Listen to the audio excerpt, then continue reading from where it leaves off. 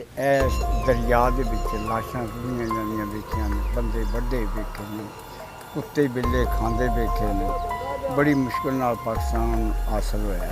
वक्त दरियाए सतलुज के बिल्कुल किनारे के पास मौजूद हूँ। बिल्कुल सामने मेरे हिंदुस्तान भी है, ओपी के पास मैं मौजूद हूँ। इधर पाकिस्तान की ओपी है और साथ ही इंडिया की ओपी जो है वो दरिया के बिल्कुल पार नज़र आ रही है। यहाँ पे मेरे साथ एक बुज़ुर्ग मौजूद थे जिनका नाम गुलाम मोहम्मद है और 1947 से पहले के इनकी पैदाइश है। इन्होंने अपनी आंखों से सारा कुछ देखा, पाकिस्तान कैसे अलहदा हुआ। 3 मरतबा जी साड़ा पिंड जरा ना कट्टी कलंजर भिखी पिंड जो नेड़े नेड़े के पिंड ने दरिया के इन्होंने बन्ना तो अंदर ये सारे चिंबर कर को। अच्छा, उस बाद इन्होंने लोगों ने किया भी इट्टां खरीद के पक्कियां ते पक्के मकान बनाए। जो रुड़ जाता ना जी उन्होंने हिंदुस्तान की मर्जी हो तो देंगे नहीं, मर्जी हो तो नहीं।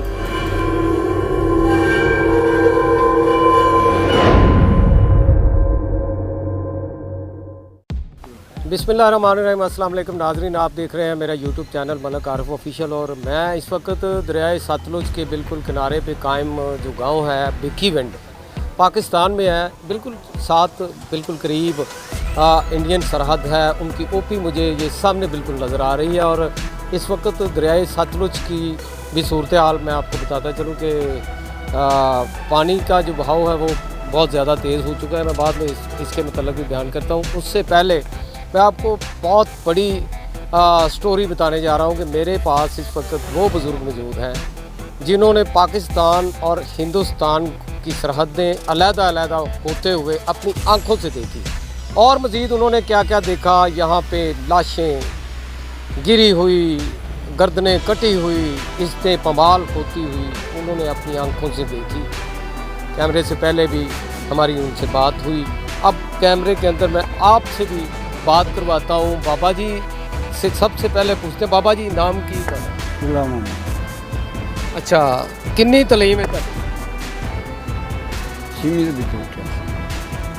ਅੱਛਾ, 6ਵੀਂ ਤੁਸੀਂ ਯਾਨੀ ਕਿ ਉਹ ਉਹਦੇ ਦੌਰਾਨ ਹੀ ਪਾਸ ਹੀ ਨਹੀਂ ਹਾਂ, ਸਕੂਲ ਟੁੱਟ ਗਿਆ ਸੀ ਮੁਹੱਰਮ ਦਾ, ਮੈਟ੍ਰਿਕ ਸੀ। ਅੱਛਾ, ਤੇ ਇਹ ਫਿਰ ਪ੍ਰਾਇਮਰੀ ਬਣ ਗਿਆ। ਫਿਰ ਸਾਡੇ ਕੋਲ ਟੁਰ ਕੇ ਨਹੀਂ ਸੀ ਗੰਡਾ ਸਿੰਘ ਵਾਲੇ ਜਾਇਆ ਜੀ। ਬਾਬਾ ਗੁਲਾਮ ਮੁਹੰਮਦ ਸਾਹਿਬ ਉਮਰ ਕਿੰਨੀ ਤੱਕ? 85 ਸਾਲ। ਬੱਚੇ ਕਿੰਨੇ ਨੇ? ਬੱਚੇ ਬੇਟੇ 2 ਨੇ, 6 ਬੇਟੀਆਂ ਨੇ।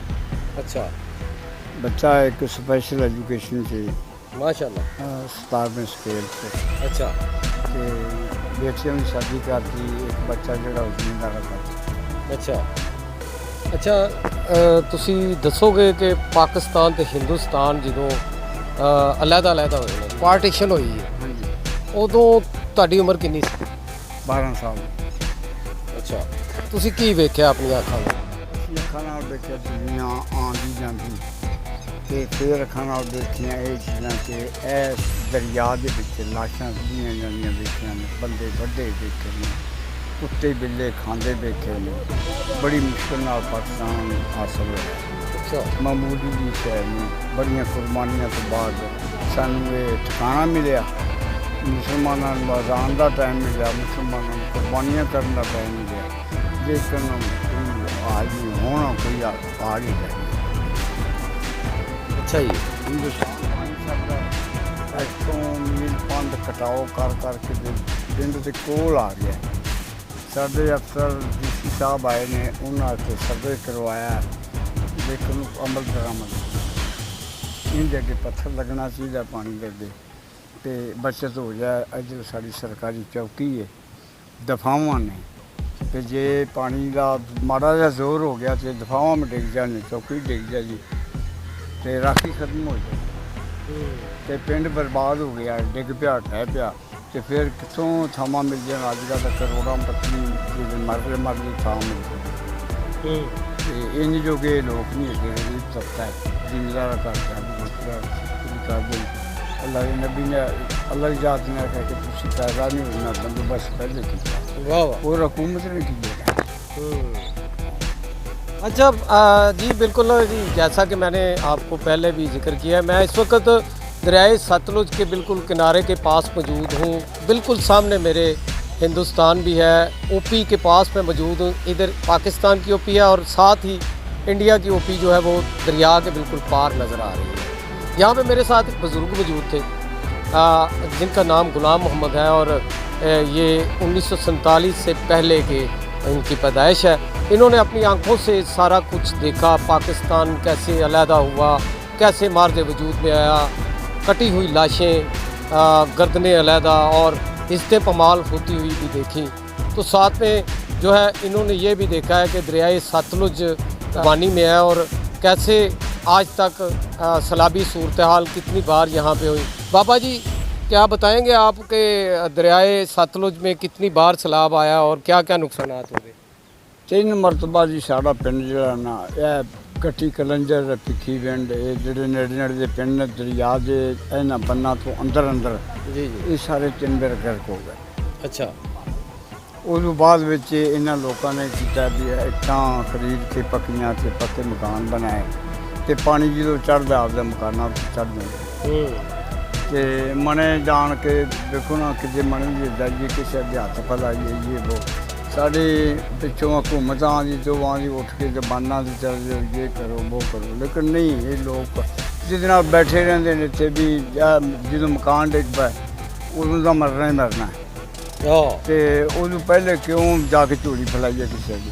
अच्छा ਹਾਂ कि इस को कोई पेश की इकदाम नहीं था। ਹਾਂ ਨਹੀਂ अच्छा अच्छा बाकी की सूरत हाल वेखते पे हो कि फसलां तबाह हो जांदियां उनके नाल मवेशी भी ਜਿਹੜੇ ਉਹਨਾਂ ਦਾ ਵੀ ਨੁਕਸਾਨ ਉਹ ਜਿਹੜੇ ਡੰਗਰ ਮਾਲ ਡੰਗਰ ਜਿਹੜਾ ਰੁੜ ਜਾਂਦਾ ਨਾ ਜੇ ਉਹਨਾਂ ਦੀ ਹਿੰਦੁਸਤਾਨ ਦੀ ਮਰਜ਼ੀ ਹੋਵੇ ਤਾਂ ਦਿੰਦੇ ਨਹੀਂ ਮਰਜ਼ੀ ਹੋਵੇ ਤਾਂ नहीं देते। हाँ। तो हुकूमत ने आज तक तावन किया है जितनी बार भी नुकसान है?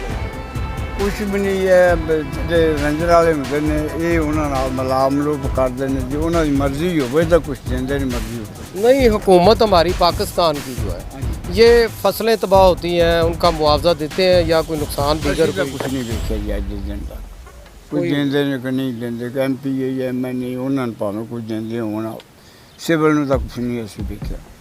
जी बिल्कुल जी। गुलाम मोहम्मद साहब जो 1947 से पहले की जिनकी डेट ऑफ बर्थ है और इन्होंने अपनी आंखों से पाकिस्तान और हिंदुस्तान को अलग-अलग होते हुए देखा। दरियाए सतलुज के मतलब काफ़ी इन्फॉर्मेशन इनके पास है। यहाँ पे आज तक जितनी बार भी सैलाब आया या सैलाबी सूरत हाल बनी, नुकसानात हुए, सब कुछ ये अपनी आंखों से देखते रहे हैं और इनका कहना है कि आज तक जो है हुकूमत ने पाकिस्तान की हुकूमत ने किसानों के साथ या देहातियों के साथ कोई ऐसा तावन नहीं किया कि जिससे वो उनके नुकसानात का अजाला हो सके।